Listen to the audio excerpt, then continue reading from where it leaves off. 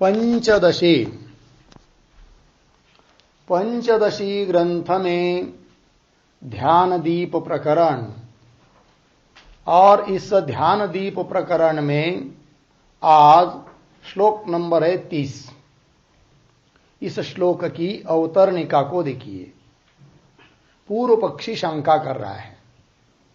क्या कहता है वो कि ननु ब्रह्मोपासनवद ब्रह्म साक्षात्कारस्य अपि उपदेश मात्रात एव सिद्धि किम न स्यात् इति आशंक्य आह। वो कहता है कि जिस प्रकार आप्तोपदेश मात्र से ही ब्रह्म की उपासना की जाती है, उसी प्रकार आप्तो पुरुष ने उपदेश करने पर ही ब्रह्म साक्षात्कार क्यों नहीं होता। अर्थात ब्रह्म साक्षात्कार के लिए विचार सहित आप्तोपदेश ऐसा क्यों मानते हो, ये उसका कहना है। और ये विषय चल रहा है। क्या विषय चल रहा था कि परोक्ष ज्ञान वगैरह जो उत्पन्न होता है वह केवल श्रद्धालु पुरुष ने आप्त पुरुष का वचन सुना, अर्थात शास्त्र वचन सुना, गुरु वचन सुना, तो उससे ही परोक्ष ज्ञान उत्पन्न होता है, उसके लिए विचार करने की जरूरत नहीं। किंतु अपरोक्ष ज्ञान जब उत्पन्न होना है तब गुरुमुख से तत्वमसि इत्यादि महावाक्य का श्रवण होने पर भी यदि उस वाक्य का विचार करेंगे, वाक्यार्थ का विचार करेंगे, तब विचार सहित वाक्य से ही अपरोक्ष ज्ञान उत्पन्न होता है, यह कहना चल रहा है। तब अपूर्व पक्षी बोल रहा है कि जैसे ब्रह्म की उपासना जो की जाती है उसके ऊपर कोई विचार नहीं करता है, केवल आप्त पुरुष ने उपदेश किया कि ऐसे ऐसी उपासना करो, किसी कोई भी उपासना, तो श्रद्धालु होगा तो उपासना करने लग जाता है। उसी प्रकार आप्त पुरुष ने अर्थात गुरु आदि ने महावाक्य का उपदेश किया तो उससे ही ब्रह्म साक्षात्कार हो जाना चाहिए, विचार की क्या जरूरत, ये शंका करने का अभिप्राय। पूर्व पक्ष बोल रहा है ननु ब्रह्मोपासनावत, ब्रह्मोपासना की तरह ब्रह्म साक्षात्कारस्य अपि, ब्रह्म साक्षात्कार भी उपदेश मात्रात एव, ब्रह्म साक्षात्कारस्य अपि, ब्रह्म साक्षात्कार भी उपदेश मात्रात एव सिद्धि किम न स्यात्, ब्रह्म साक्षात्कार की सिद्धि केवल उपदेश मात्र से ही क्यों नहीं होती है, किम न स्यात् इति आशंक्य आह। ब्रह्म साक्षात्कृतिस्तेवम् विचारेण विनानुना आप्तोपदेश मात्रेण न संभवति कुत्रचित्। ब्रह्म साक्षात्कृतिस्तेवम् विचारेण विनानुना आप्तोपदेश मात्रेण न संभवति कुत्रचित्। ब्रह्म साक्षात्कृति तो एवं विचारेण विना नृणाम आप्तोपदेश मात्रेण न संभवति कुत्रचित्। ठीक अन्वय। एवं ब्रह्म साक्षात्कृति ही तू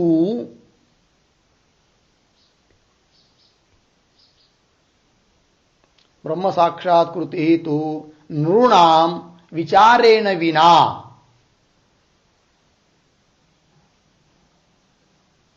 क्या लिखा, एवं ब्रह्म साक्षात्कृति तो नृणाम विचारेण विना, नीचे आप्तोपदेश मात्रेण कुत्रचित् न संभवति।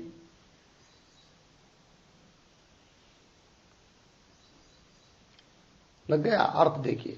एवं इस प्रकार, एवं मतलब ऊपर के श्लोक में कहा था कि नहीं, आप्तोपदेश मात्रेण अनुष्ठानम ही संभवेत, आप्तोपदेश मात्र से अनुष्ठान हो सकता है।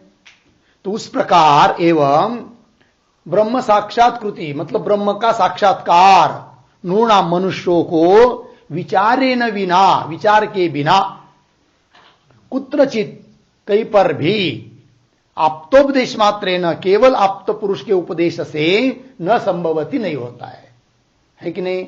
मतलब केवल आप्त पुरुष ने उपदेश किया तत्वमसि आदि महावाक्य का, और उपदेश को सुनकर विचार के बिना ही ब्रह्म साक्षात्कार होगा, ऐसी बात नहीं है। अर्थात विचार उस पर करना ही पड़ेगा, तब जाकर क्या होता है? ब्रह्म साक्षात्कार होता है। तात्पर्य क्या? विचार सहित गुरु उपदेश श्रवण करेंगे, मतलब विचार सहित आप्त पुरुष के द्वारा किया हुआ उपदेश, तत्वमसि इत्यादि महावाक्य का उपदेश, उससे ही ब्रह्म साक्षात्कार होता है। केवल आप्तोपदेश सुनने से ब्रह्म साक्षात्कार नहीं होता है। चलिए आगे के श्लोक की अवतरणिका। आप्तोपदेश मात्रेण उपासनानुष्ठानोपयोगी परोक्ष ज्ञानम उत्पद्यते, अपरोक्ष ज्ञानम तु विचारम अंतरेण न जायते इति उक्तम। ये टीका है। वो जो इति उत्तम है ना, इति उत्तम के बाद नंबर देना चाहिए 30, मतलब 30 नंबर के श्लोक की ये टीका हुई। और आगे के श्लोक क्या उतरने का? आगे इतना ही है, तत्र कारणम आह, ये आगे के श्लोक क्या उतरने का है। ठीक है, तो देखो पुनः एक बार। तो आप्तोपदेश मात्रेण, आप्तोपदेश, केवल आप्तोपदेश से उपासना, तो क्या हो जाता है? परोक्ष ज्ञान उत्पन्न हो जाता है, जो कि उपासना के लिए उपयोगी है। तो वही कह रहे, उपासना अनुष्ठान उपयोगी, उपासना करने के लिए, उपासना रूप जो अनुष्ठान है उसके लिए उपयोगी परोक्ष ज्ञान, तो आप्तोपदेश मात्रेण उत्पद्यते, केवल आप्त पुरुष के उपदेश से उत्पन्न होता है। कौन? परोक्ष ज्ञान। कैसा परोक्ष ज्ञान? जो कि उपासना रूप अनुष्ठान के लिए उपयोगी है। तो वह परोक्ष ज्ञान केवल आप्तोपदेश से ही उत्पन्न होता है। किंतु आगे अपरोक्ष ज्ञानम तु, परंतु अपरोक्ष ज्ञान तो विचारम अंतरेण न जायते, विचार के बिना उत्पन्न नहीं होता है। इति उत्तम, ये व्याख्यान हुआ। आगे तत्र कारणम आह, क्यों ऐसा? कारण क्या है? तो श्लोक के माध्यम से उत्तर दे रहे। तो तत्र कारणम, इस पर एक वाक्य लिखिए। विचारम अंतरेण, विचारम अंतरेण आप्तोपदेश मात्रेण, आप्तोपदेश मात्रेण अपरोक्ष ज्ञानम, अपरोक्ष ज्ञानम न भवति, न भवति इत्यत्र कारणम आह।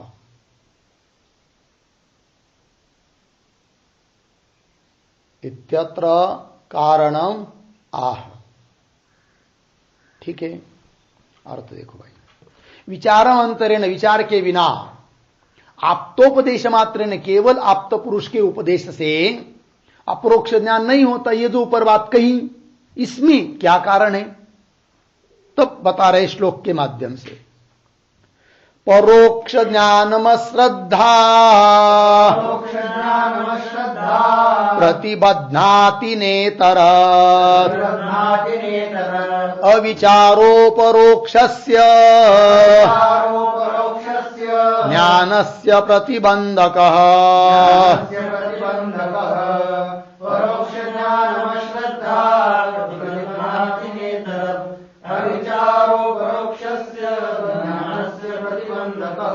परोक्ष ज्ञानम अश्रद्धा प्रतिबध्नाति न इतरत, अविचारः अपरोक्षस्य ज्ञानस्य प्रतिबंधकः।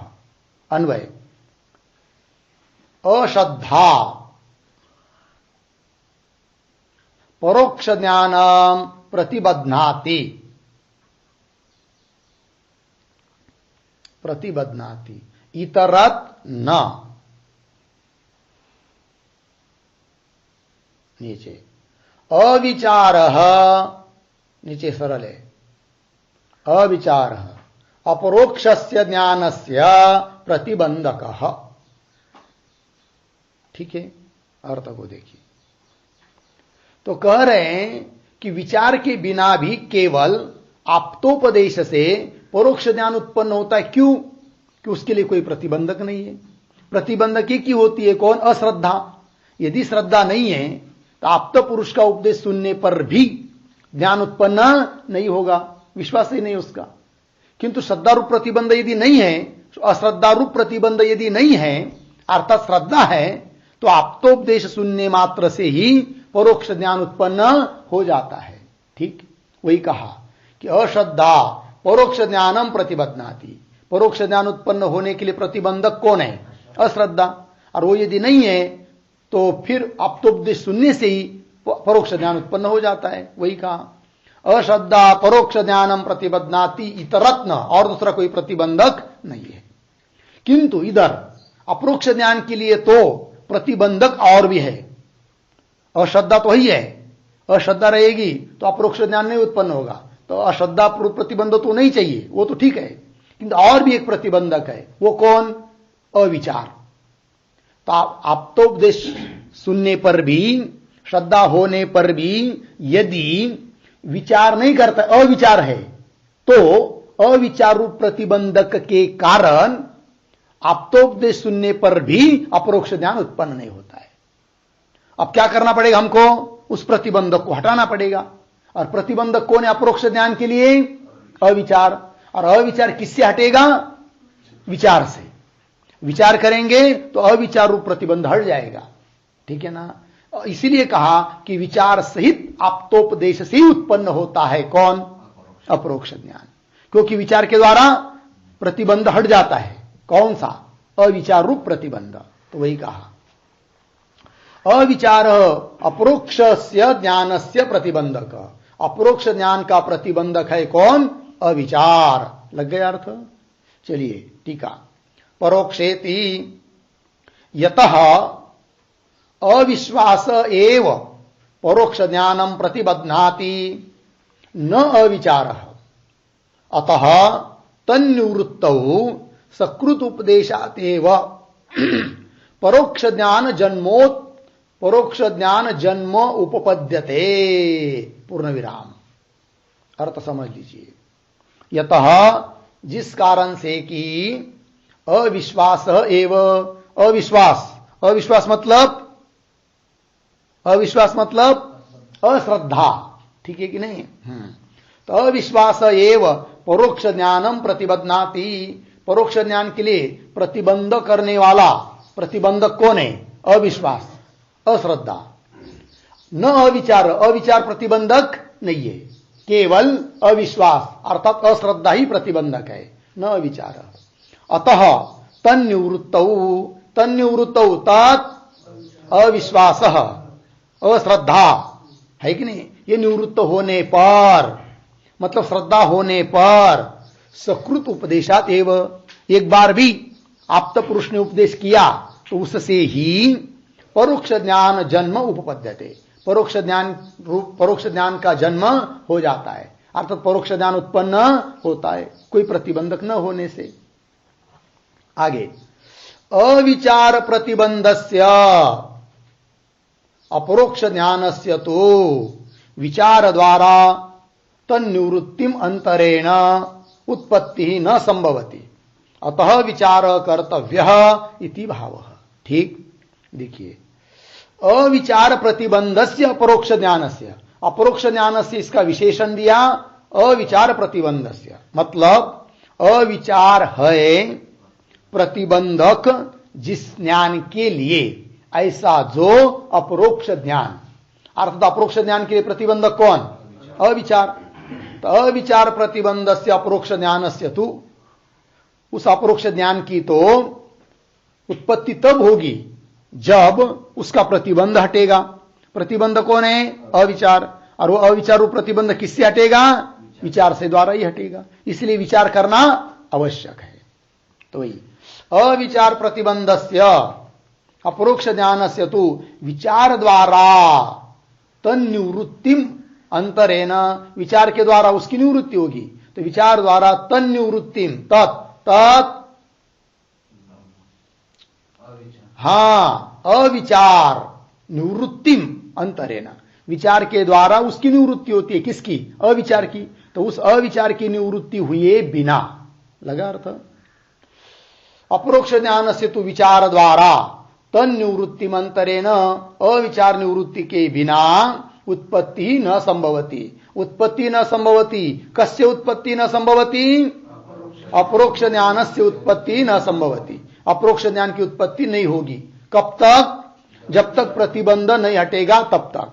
प्रतिबंधक कौन है? अविचार। और उस अविचार को प्रतिबंधक कौन निवृत्त कौन करेगा?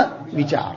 वही तन निवृत्ति मंतरेण उत्पत्ति न संभवती। अतः इसलिए विचार कर्तव्य इति भाव। इसलिए विचार करना ही चाहिए। हो गया। आगे श्लोक की अवतरणिका।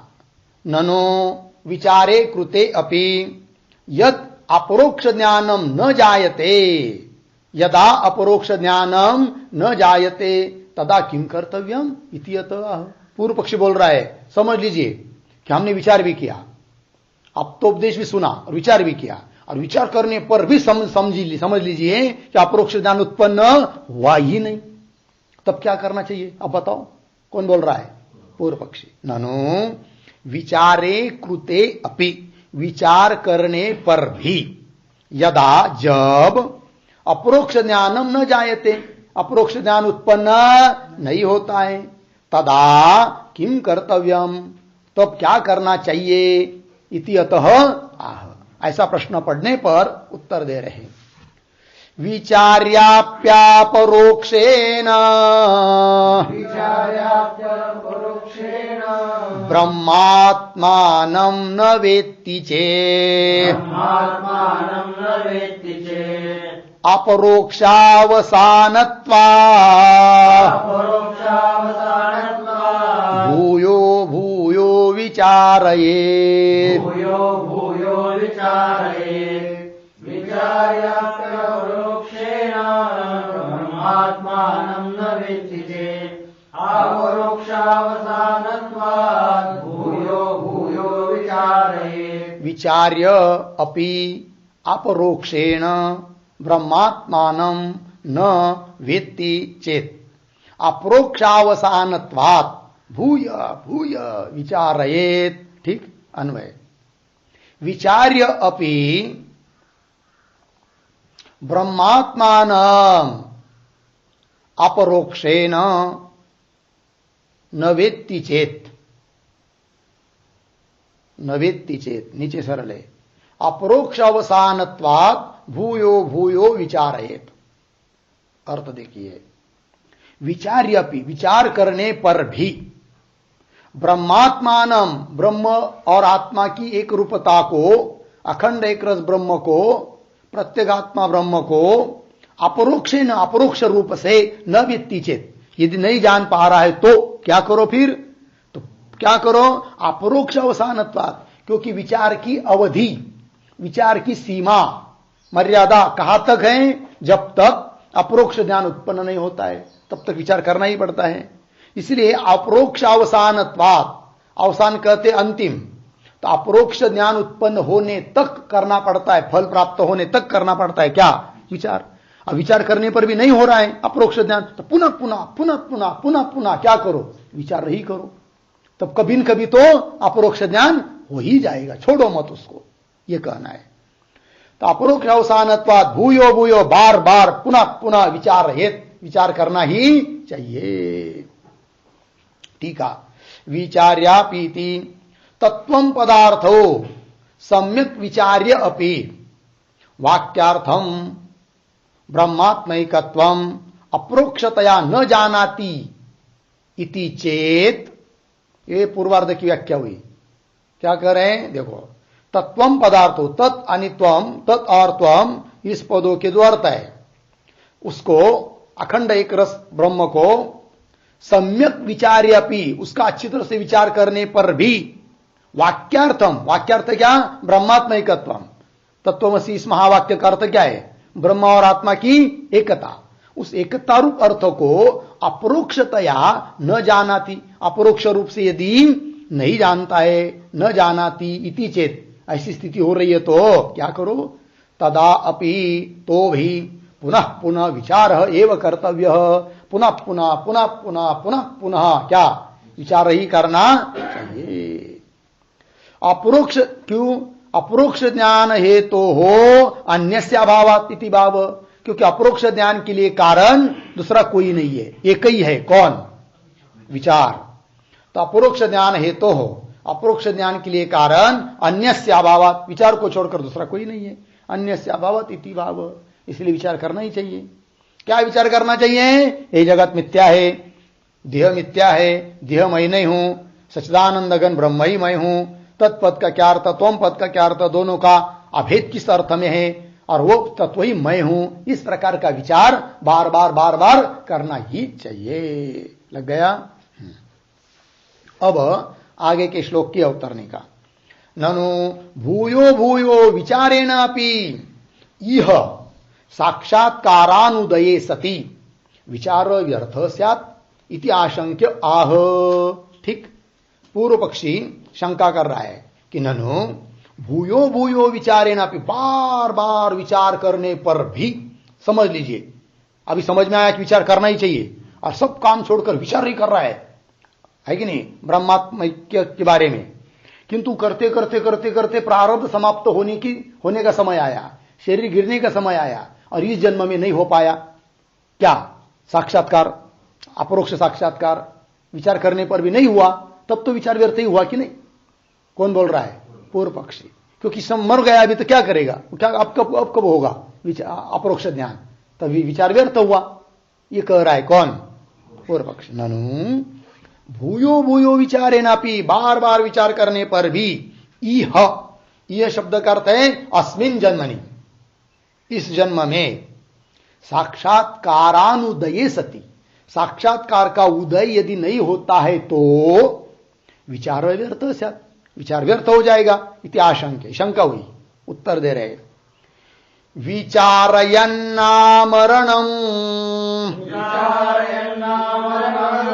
नैवात्मानं लभेत चेत् जन्मान्तरे लभेतैव प्रतिबन्धक्षये सति।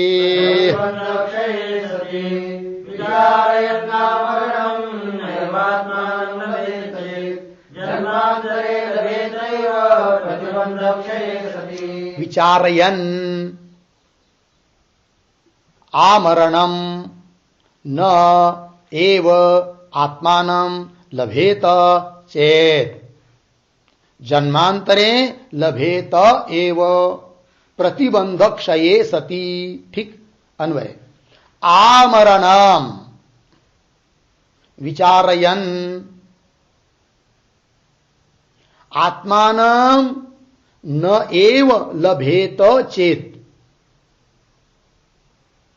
आत्मानं न एव लभेत चेत्, नीचे, जन्मांतरे प्रतिबंधक्षये सति, प्रतिबंधक्षये सति लभेत एव।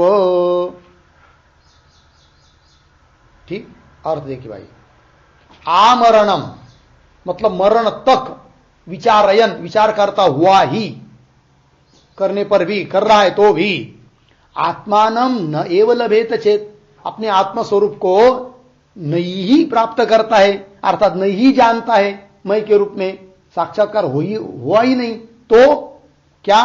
तो कह रहे चिंता मत करो, किया हुआ जीवन भर किया हुआ विचार व्यर्थ नहीं जाएगा।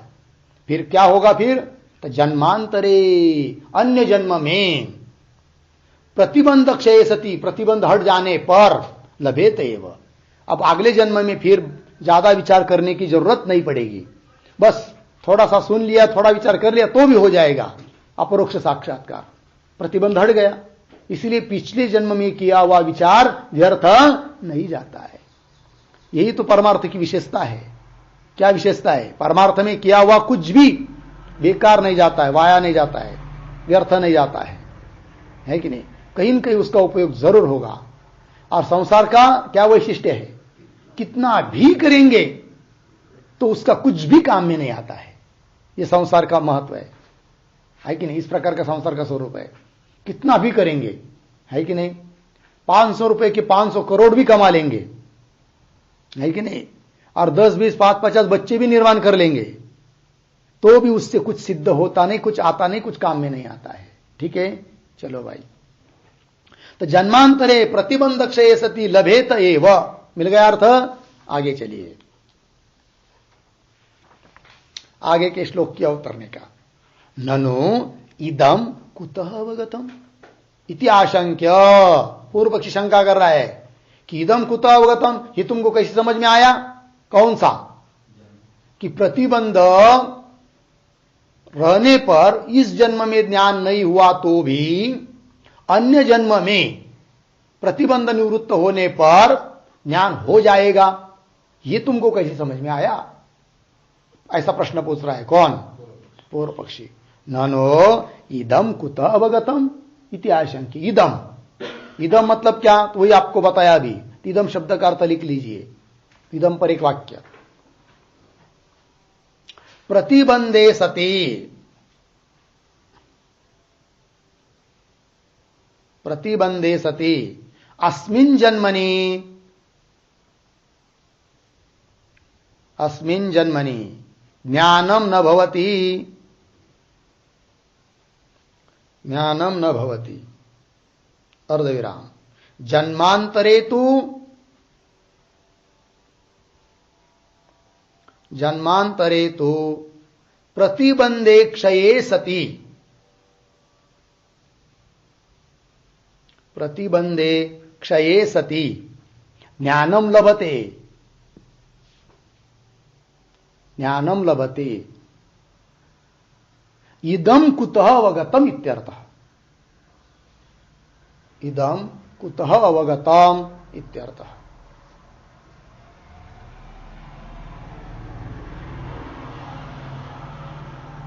ठीक, देखो भाई, तो प्रतिबंध रहने पर इस जन्म में ज्ञान नहीं होता है, तो अन्य जन्मों में प्रतिबंध की निवृत्ति होने पर ज्ञान होता है। यह बात तुमको कैसी समझ में आई? ऐसा पूर्व पक्षी पूछ रहा है। किसको? सिद्धांतियों को।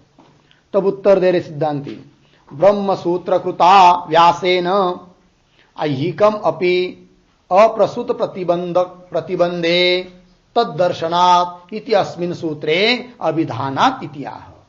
है कि नहीं? ब्रह्म सूत्र के रचयिता महर्षि व्यास महाराज, उन्होंने बताया है, इसलिए हमको समझ में आया।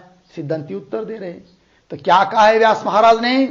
तो कहा है कि ऐहिकम अपि अप्रसूत प्रतिबंधे तद्दर्शनात्।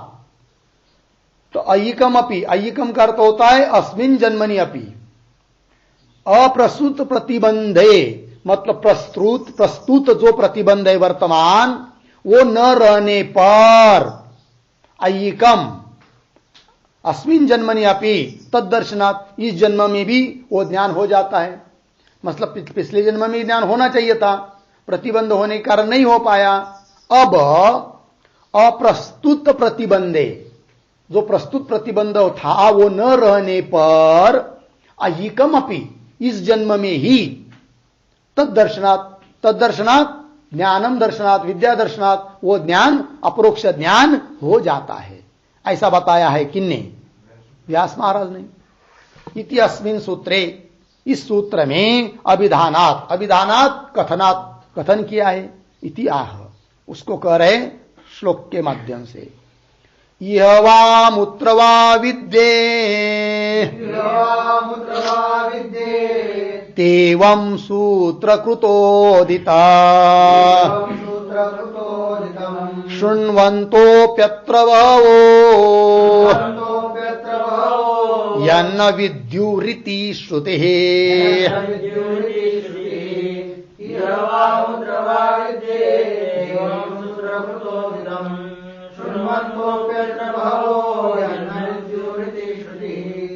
इह वा अमुत्र वा विद्या इति एवं सूत्रकृतो कृता उदितम शृण्वन्तः अपि अत्र बहवः यत् न विद्युः इति श्रुतिः। अन्वय, पहली पंक्ति सरल है। इह वा अमुत्र वा विद्या इति एवं सूत्र कृतोदितम। नीचे बहवः शृण्वन्तः अपि यत् अत्र न विद्युः इति श्रुतिः। ठीक है, अर्थ देखिए, इह वा अमूत्र वा, यह मतलब इस जन्म में, अमूत्र मतलब अन्य जन्म में, विद्या इति एवं, यह सूत्र है, यह वा अमूत्र वा विद्या इति एवं, इस प्रकार से सूत्र कृता उदितम, सूत्रकार ने बताया है, व्यास महाराज ने बताया है कि विद्या जो होती है ज्ञान, अपरोक्ष ज्ञान, यह इस जन्म में किंवा अमूत्र अन्य जन्म में होता ही है, इस जन्म में ही होना चाहिए। प्रतिबंध रहने पर इस जन्म में नहीं होगा तो अन्य जन्म में होगा, प्रतिबंध निवृत्त होने पर, ऐसा व्यास महाराज ने कहा है। और श्रुति भी है उसके लिए। क्या श्रुति है? तो वही शृण्वन्तोप्यत्र वो यन्न विद्युः, ये श्रुति है। तो क्या अन्वय किया उसका? तो बहवः शृण्वन्त अपि, बहुत लोग वेदांत को सुन रहे हैं तो भी, क्या यत्, यत् मतलब आत्मानम, ठीक, अत्र मतलब अस्मिन् जन्मनि, इस जन्म में, न विद्यु, इस जन्म में नहीं जान पाते हैं, कि बहुत लोग वेदांत तो सुन रहे हैं किंतु इस जन्म में उस आत्म तत्व को नहीं जान पाते हैं, इसका मतलब कोई प्रतिबंध है। फिर उसका वो सुनना या उसका विचार करना व्यर्थ होगा क्या? नहीं, अगले जन्म में उनको क्या हो जाएगा? ज्ञान उत्पन्न हो जाएगा, ऐसा श्रुति ने भी बताया है। इति श्रुति ही, लग गया अर्थ? चलिए टीका, इह वा अमूत्र इति सती प्रतिबंधे इह जन्मनि ज्ञान अनुत्पत्तौ श्रुतिम दर्शयति। सती प्रतिबंधे मतलब प्रतिबंध होने पर, रहने पर, यह जन्मनि, इस जन्म में, ज्ञान अनुत्पत्तौ, ज्ञान उत्पन्न नहीं होता, इसमें श्रुतिम दर्शयति, श्रुति का प्रमाण दिखाया। ठीक है, फिर इस जन्म में नहीं हुआ तो फिर व्यर्थ होगा क्या? नहीं, अगले जन्म में क्या हो जाएगा? प्रतिबंध निवृत्त होने पर ज्ञान हो जाएगा, यह अर्थ हुआ। चलिए अब आगे के श्लोक की अवतरणिका को देखिए। इह जन्मनि श्रवणादि कर्तुः जन्मांतरे अपरोक्ष ज्ञानम भवति इत्यत्रापि गर्भे तो सन्नन्वेषाम अवेदम अहम देवानाम जनिमानि विश्वा इत्यादि काम श्रुतिम अर्थतः पठति। तो देखो भाई, तो 34 नंबर के श्लोक में जैसी एक श्रुति बताई, वो श्रुति किस लिए बताई? कि प्रतिबंध होने पर इस जन्म में ज्ञान नहीं होता है, इस बात को बताने वाली श्रुति बताई। अब आगे के श्लोक में भी श्रुति बता रहे हैं, और वो श्रुति कौन सी श्रुति, किस अर्थ की श्रुति है वो? कि इस जन्म में श्रवणादि करने वाले को ज्ञान न होने पर अन्य जन्मों में ज्ञान होता है, इस अर्थों को बताने वाली श्रुति। ऊपर श्रुति बताई वो कौन? कि क्या? कि प्रतिबंध होने पर इस जन्म में ज्ञान नहीं होता है, इस बात को बताने वाली श्रुति ऊपर बताई। और आगे, अभी क्या आगे के श्लोक में कौन सी श्रुति बताएंगे? कि जिसको इस जन्म में ज्ञान नहीं हुआ ना, तो उसको अगले जन्म में प्रतिबंध निवृत्त होने पर ज्ञान होता है, इस बात को बताने वाली श्रुति। अर्थ तो पाठ कर रहे, उसका अर्थ के अनुसार अपना श्लोक बनाकर। अवतरणिका को देखिए पुनः।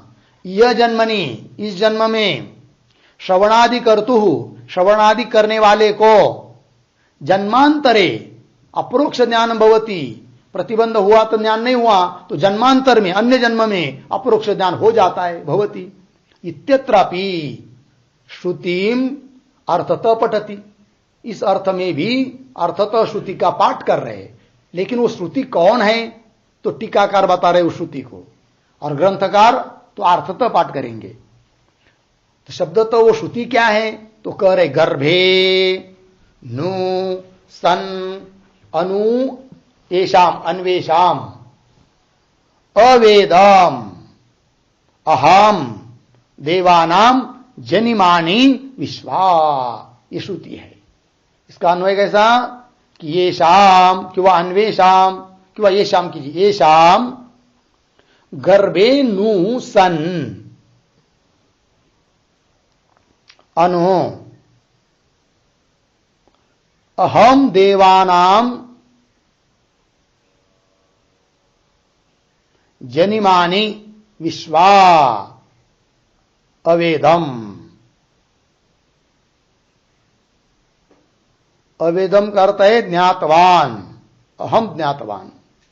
तो कह रहे हैं गर्भेनु सन, गर्भ में ही, अनु येषाम, येषाम मतलब अधिकारी नाम मध्य, अधिकारी पुरुषों के बीच में, गर्भेनु सन अनु, गर्भ में ही क्या, अनु अहम देवानाम जनिमानि विश्वा, कि मैं मतलब वो वामदेव ऋषि है, मैं शब्द से लेना है क्योंकि वहां का वो प्रकरण है। तो वे कहते हैं कि देवानाम जनिमानी, जनिमानी मतलब उत्पत्ति, देवों की उत्पत्ति, सभी देवों की, विश्वा सभी देवों की उत्पत्ति, अवेदम ज्ञातवान, गर्भ में ही, ऐसा वो श्रुति है। ठीक है, वहां का प्रकरण पूरा देख लेंगे बाद में। तात्पर्य उस श्रुति का इतना ही है क्या, कि इस जन्म में जिसको ज्ञान नहीं हुआ है उसको अन्य जन्म में अपरोक्ष ज्ञान हो जाता है, ऐसा उस श्रुति का अभिप्राय है। लग गया अर्थ। इत्यादि काम श्रुतिम अर्थतः पठति, इस श्रुति को अर्थतः पाठ कर रहे। ठीक है, वो ये दिया है, मतलब ऐतरेय उपनिषद की है क्या, 4-5 उसका नंबर है, वहां पर जाकर देखेंगे तो वहां पर भाष्य और वो सब विचार करके अच्छी तरह से श्रुति को पूरा लगा लीजिए। अब श्लोक को देखेंगे। गर्भ एव शयानस्सन वामदेवो वबुद्धवान् पूर्वाभ्यस्त विचारेण यद्वदध्ययनादिशो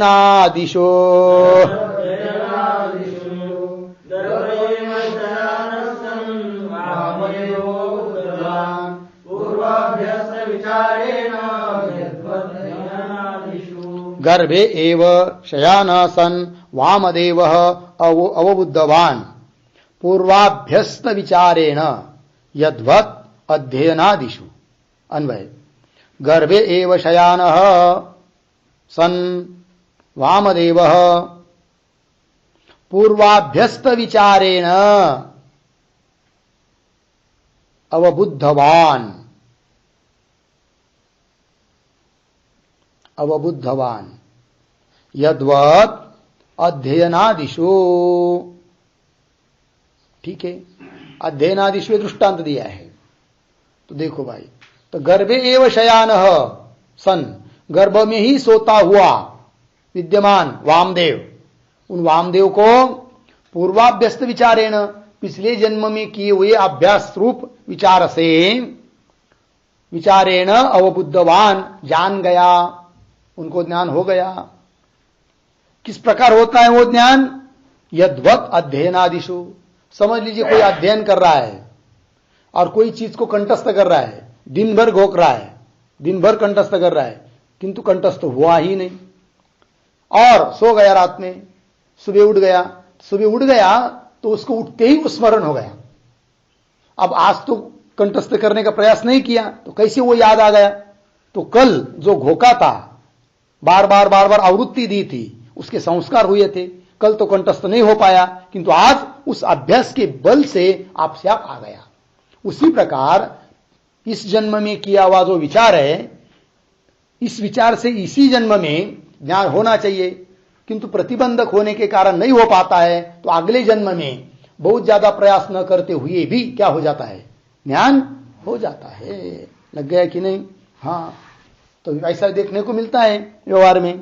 कोई बहुत बार बार पढ़ता है, तब चिंतन होता है, अर्थ लगता है, पंक्ति लग जाती है, लग जाती है बहुत विचार करने पर किसी को, और किसी को एक बार सुनी या एक बार पढ़ी तो भी पंक्ति लग जाती है।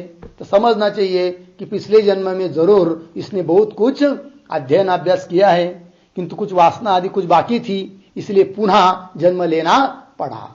और अभी तुरंत उसको पंक्तियां लग रही है, चिंतन हो रहा है, ये समझना चाहिए। ठीक है जी, चलिए टीका देखिए। गर्भे इति इह जन्मनि, आगे क्या है, उत्पन्नस्य ना, वहां पर चाहिए अनुत्पन्नस्य।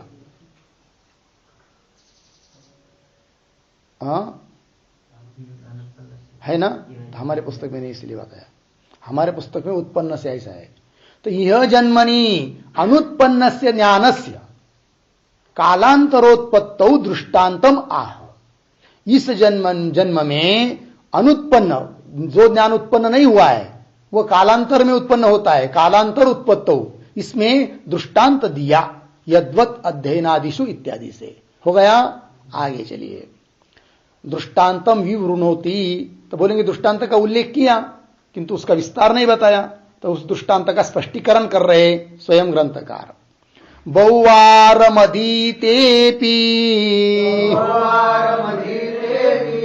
तदा नायाति चेत् पुनः दिनांतरे नधीत्यैव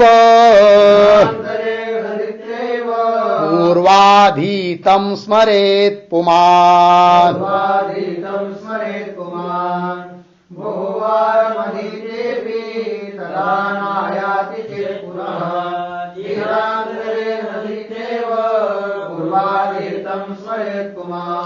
बहुवारम अधीते अपि तदा न आयाति चेत पुनः दिनांतरे अनधित्य एव पूर्वाधितम स्मरेत पुमान। अन्वय सरल है, केवल अंतिम के शब्द है ना, तो पूर्वाधितम पुमान स्मरेत, ऐसा पूर्वाधितम के बाद पुमान स्मरेत।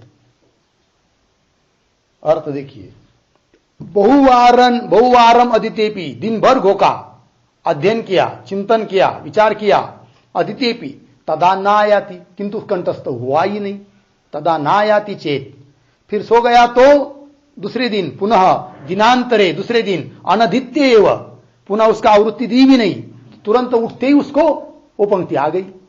अनधित्य एव पूर्वाधितम, पूर्व काल में, पूर्व दिन में अध्ययन किया हुआ, पुमान स्मरेत, वो आदमी को स्मरण कभी कभी हो जाता है कि नहीं। वो क्यों हुआ, फिर कल किया था चिंतन, इसलिए आज अभ्यास किए बिना ही आ गया। उस प्रकार पिछले जन्म में या इस जन्म में विचार किया, ज्ञान नहीं हुआ तो जरूर अगले जन्म में हो जाएगा, ये कहना। आगे के श्लोक क्या उतरने का। आदि शब्देन परिगृहीतानि दृष्टांतराणि आह। आदि शब्द से परिगृहित जो दृष्टांत है उसको आप कह रहे हैं। आदि शब्द कहां आया पता है, कहां आया है? यद्वत अध्ययनादिषु, 35 नंबर के श्लोक में आया कि नहीं। अध्ययनादिषु, आदिषु, तो अध्ययन का एक उदाहरण हुआ, और भी कुछ उदाहरण है। तो आदि शब्द से बताने के लिए योग्य जो और भी दृष्टांत है उसको कह रहे अब ग्रंथकार। आदि शब्देन परिगृहीतानि, ग्रहण किए गए अन्य जो दृष्टांत है उनको कह रहे। कालेन परिपच्यन्ते कृषि गर्भादयो यथा तद्वदात्म विचारोपि शनैः कालेन पच्यते। कालेन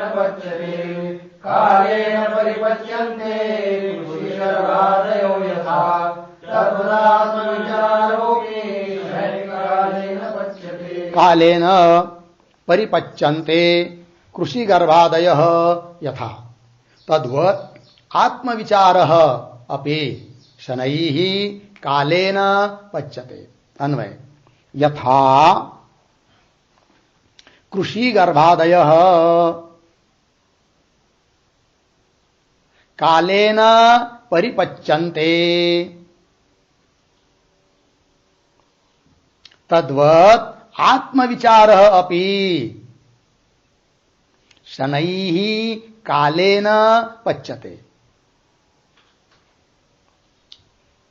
दृष्टांत देकर समझा रहे कि यथा, जिस प्रकार कृषि गर्भादयः, मिला पंक्ति, किसी किसी पुस्तक में पाठ है दर्भादय, कृषि दर्भादय, तो कोई बात नहीं, कृषि गर्भादय अच्छा है।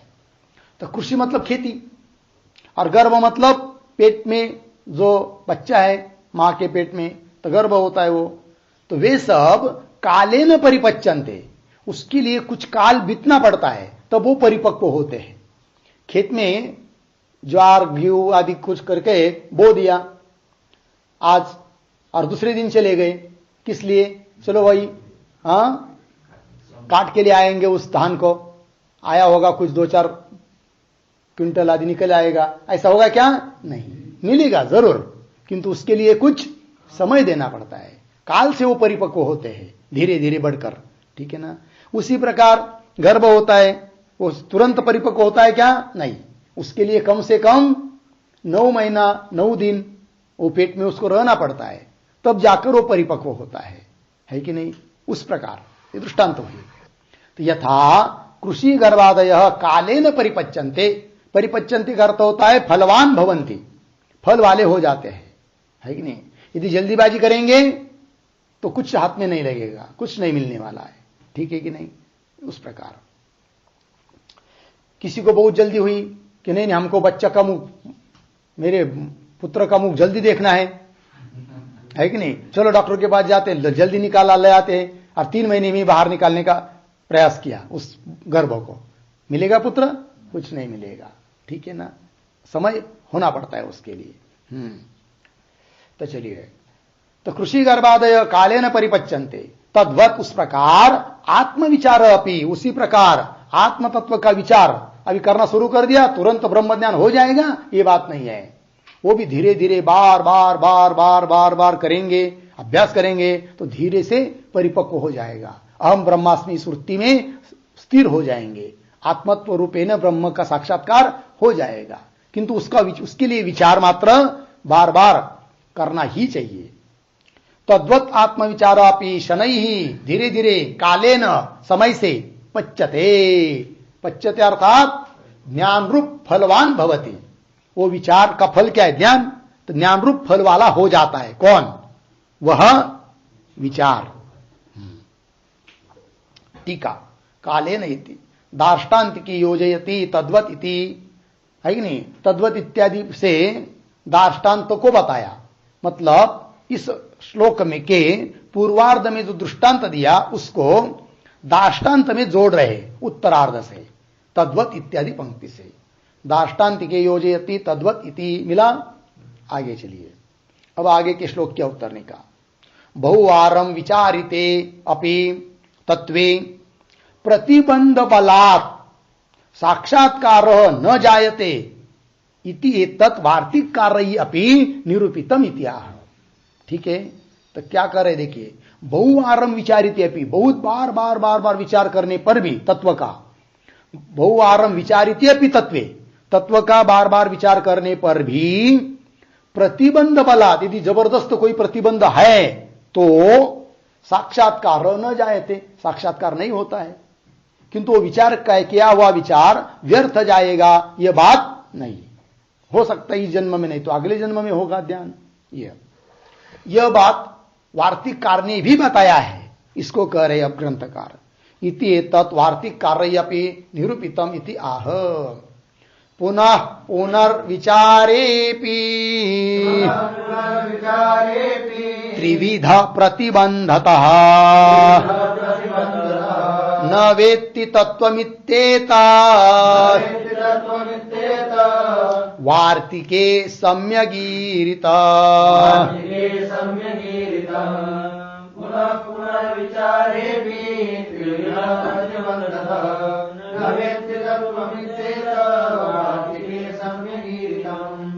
पुनः विचारे अपि त्रिविध प्रतिबंधतः न वेत्ति तत्वम् इति एतत् वार्तिके सम्यक् ईरितम्। अन्वय, पुनः पुनः विचारे अपि त्रिविध प्रतिबंधतः, नीचे तत्वम् न वेत्ति इति एतत् वार्तिके सम्यक् ईरितम्। ठीक है, अर्थ को देखिए, पुनः पुनः विचारे भी, बार बार विचार करने पर भी त्रिविध प्रतिबंधता, प्रतिबंध 3 प्रकार के हैं। वो कौन है 3 प्रकार के प्रतिबंध? स्वयं इसी प्रकरण में आने वाला है, भूत भावी वर्तमान।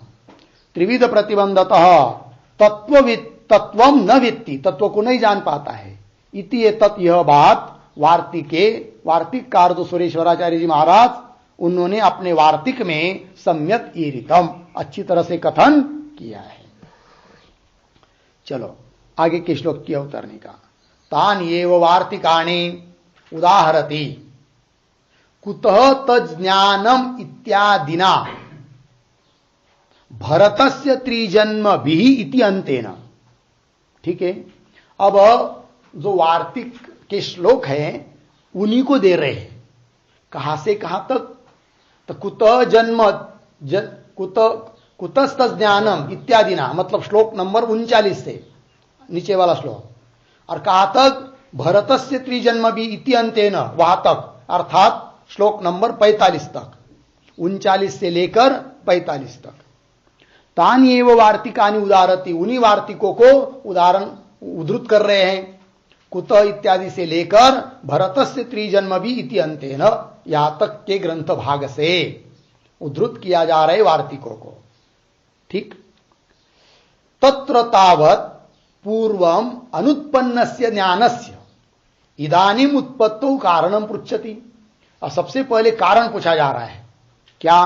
कि तत्र तावत् मतलब सबसे पहले पूर्वम अनुत्पन्नस्य ज्ञानस्य, पूर्व जन्म में उत्पन्न न हुआ जो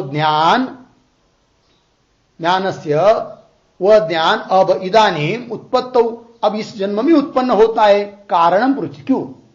जो ज्ञान पूर्व जन्म में उत्पन्न होना चाहिए था विचार के द्वारा, वो पूर्व जन्म में नहीं हुआ, किंतु इस जन्म में वो ज्ञान उत्पन्न होता है, क्यों? कारण क्या है?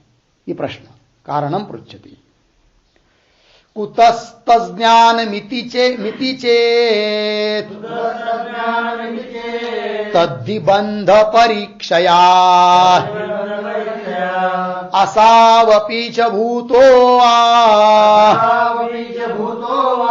भावी वा वर्ततेऽथवा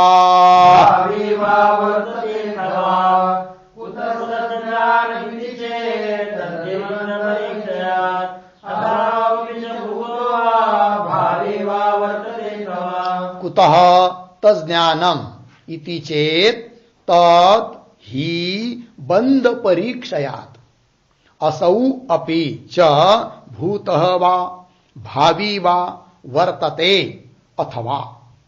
अन्वय, पहली पंक्ति सरल। कुतः तज्ज्ञानम इति चेत् तद ही बंध परीक्षयात्, नीचे असौ अपि च भूतः वा भावी वा अथवा वर्तते। सरल ही है, केवल अंतिम के शब्द अथवा वर्तते। अर्थ देखिए, कुतः तज्ज्ञानम इति चेत्, कुतः तज्ज्ञानम मतलब पूर्व जन्म में जो ज्ञान उत्पन्न नहीं हुआ वह ज्ञान इस जन्म में उत्पन्न होता है। कुतः, क्या कारण? ये प्रश्न पहले पाद से। कुतः तज्ज्ञानम इति चेत्, उत्तर दे रहे तद ही तद ज्ञानम ही बंध परीक्षया। बंध शब्द का अर्थ है प्रतिबंध। प्रतिबंध का परिक्षय हो जाने से, प्रतिबंध हट जाने से, प्रतिबंध नष्ट हो जाने से वो ज्ञान हो जाता है। असौ अपि च, वो प्रतिबंधक कौन है? तो कह रहे वो असौ अपि च भूतः, मतलब भूतकालीन प्रतिबंध, भावी प्रतिबंध, अथवा वर्तते मतलब वर्तमान प्रतिबंध। 3 प्रकार के क्या है? प्रतिबंध है। टीका, कुत इति उत्तरम आह तद्धि इति, तद्धि बंधेति। बंध प्रतीक है, बंध का अर्थ कर रहे प्रतिबंध। तस्य परीक्षयात् इत्यर्थः, उस बंध का परिक्षय, नाश, निवृत्ति हो जाने से इस जन्म में ज्ञान हो जाता है। सह अपि प्रतिबंध, वह प्रतिबंध भी, भूतः भावी वर्तमान च इति त्रिविधः इत्याह, वो 3 प्रकार का प्रतिबंध है। भूत प्रतिबंध, भावी प्रतिबंध और वर्तमान प्रतिबंध है। ठीक है, होगा इतना? बस आगे का विचार कल करेंगे। ओम पूर्णमदः पूर्णमिदं पूर्णात् पूर्णमुदच्यते पूर्णस्य पूर्णमादाय पूर्णमेवावशिष्यते। ओम शांति शांति।